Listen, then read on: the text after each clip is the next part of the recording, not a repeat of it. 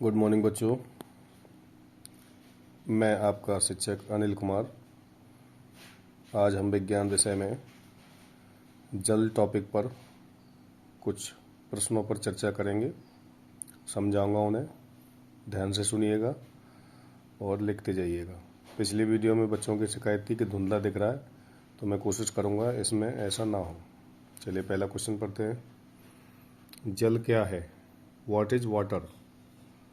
तो बच्चों, जल एक रासायनिक यौगिक है। जल हाइड्रोजन के 2 परमाणु और ऑक्सीजन के 1 परमाणु से मिलकर बना होता है, तो जल एक यौगिक है। दूसरा क्वेश्चन देखेंगे।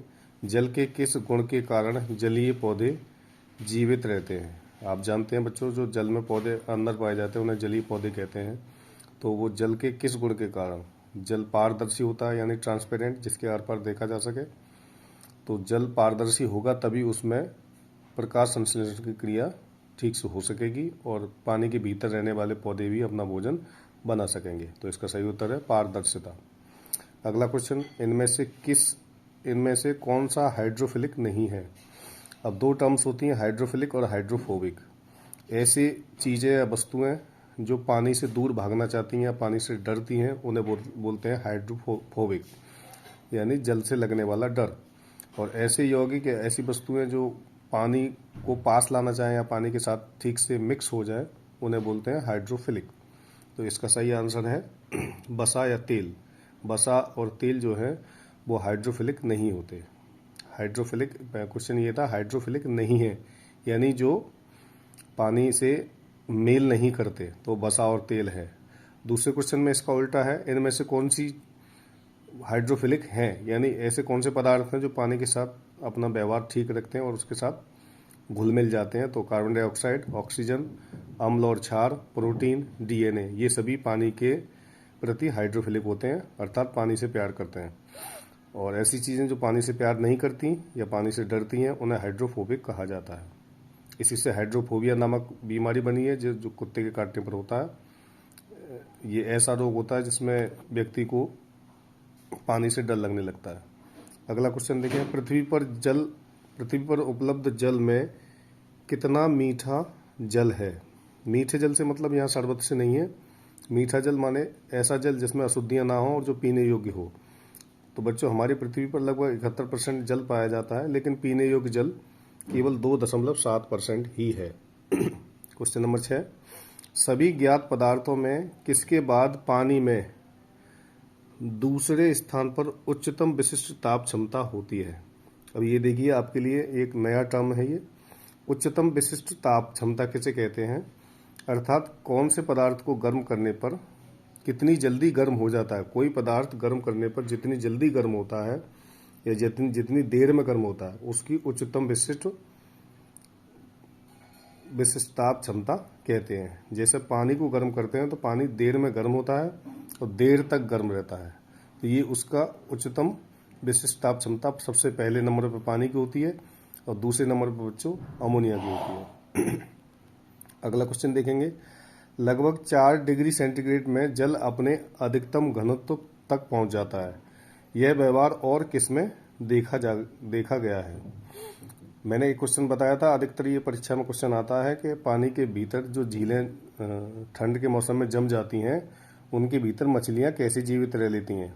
तो इसका आंसर ये है कि जल जमने पर अपने अधिकतम घनत्व पर होता है, जो कि 4 डिग्री सेंटीग्रेड है।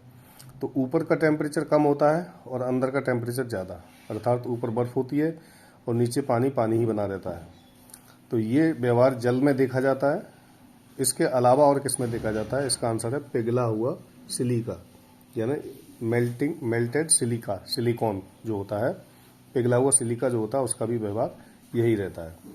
अगला क्वेश्चन देखेंगे बच्चों। कौन सी तिथि वर्ल्ड वाटर डे, विश्व जल दिवस के रूप में मनाई जाती है?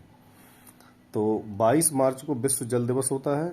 इस दिन हम सब लोग जल के बारे में जागरूकता फैलाते हैं। जल को व्यर्थ ना बहाएं, इस बारे में जागरूकता, और जल को किस तरह से बचाया जाए, पीने योग्य जल को किस तरह बचाया जाए, उसके विषय में सोशल अवेयरनेस यानी सामाजिक जागरूकता हम फैलाते हैं। समाज के सभी लोगों को जागरूक बनाते हैं। अगला क्वेश्चन देखेंगे बच्चों। कठोर जल में क्या नहीं होता? अब यहाँ हम समझेंगे कठोर जल होता क्या है आखिर। ऐसा जल जिसमें मैग्नीशियम सल्फेट, कैल्शियम सल्फेट और अन्य अशुद्धियाँ पाई जाएं उसे कठोर जल बोलते हैं। और इसकी पहचान कठोर जल की होती है कि कठोर जल पानी के साथ, साबुन के साथ झाग नहीं देता है, बड़ी मुश्किल से उसमें झाग निकलता है। तो उसको पहचानने के लिए हम साबुन या सर्फ मिलाएंगे तो उसमें वो घुलेगा नहीं, घुल जाएगा तो झाग नहीं देगा।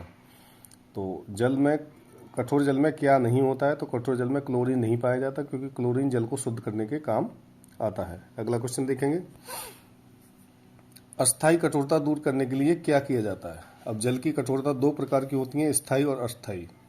तो अस्थायी कठोरता यानी कम जिसमें अशुद्धियां मिली हों। तो पानी की जो हल्की अशुद्धियां होती हैं उनको 3 विधियों से दूर किया जा सकता है। पानी को उबालकर, चूना यानी लाइम मिलाकर, सोडियम कार्बोनेट मिलाने से। ये तीनों चीज़ें मिलाने से पानी की अस्थायी कठोरता दूर की जा सकती है। ये घर पे भी कर सकते हैं हम। अब अगला क्वेश्चन है, जल की स्थायी कठोरता कैसे दूर की जाएगी। स्थायी मानी जिसमें अधिकतम अशुद्धियां हो पानी में, जैसे मैग्नीशियम सल्फेट, कैल्शियम सल्फेट और भी भयानक अशुद्धियां। तो उसको दूर करने के लिए पहली विधि है सोडियम कार्बोनेट के द्वारा। सोडियम कार्बोनेट उसमें मिला दें तो पानी साफ हो जाएगा। दूसरी विधि होती है पंपिएटेड विधि। ये विस्तार से आपको अगले विषयों में या अगले कक्षा में पढ़ाई जाएगी। तीसरी है कार्बनिक आयन विनिमय द्वारा। तो ये तीनों विधियों द्वारा पानी की अस्थायी कठोरता को दूर किया जा सकता है। उम्मीद है बच्चों आज देखने में कोई परेशानी नहीं हुई होगी और भाषा भी स्पष्ट और क्लियर है। तो आप सभी इन प्रश्नों को लिखें, क्वेश्चंस को समझें, लिखें और श्रेष्ठा स्कीम वाले बच्चे इन प्रश्नों को अधिक गहराई से याद करें। सभी बच्चे इनको अच्छे से याद करें। वीडियो देखने के लिए धन्यवाद। और जिन जिन तक ये वीडियो पहुंचता है वो मेरे चैनल को सब्सक्राइब करें और घंटी का बटन दबाएं। Thank you very much.